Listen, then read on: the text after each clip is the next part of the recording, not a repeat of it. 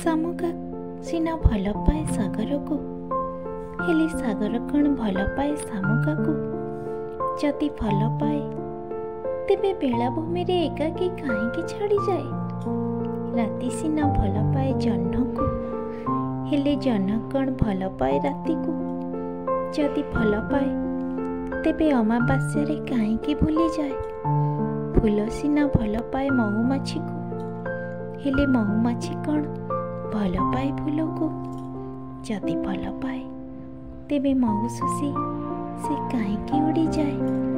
କୋଇଲି ସିନା ଭଲ ପାଏ ବସନ୍ତକୁ, ହେଲେ ବସନ୍ତ କ'ଣ ଭଲ ପାଏ କୋଇଲିକୁ?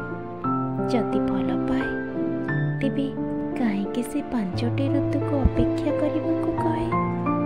ମୁଁ ସିନା ଭଲ ପାଏ ତୁମକୁ, ହେଲେ ତୁମେ କ'ଣ ଭଲ ପାଅ ମୋତେ?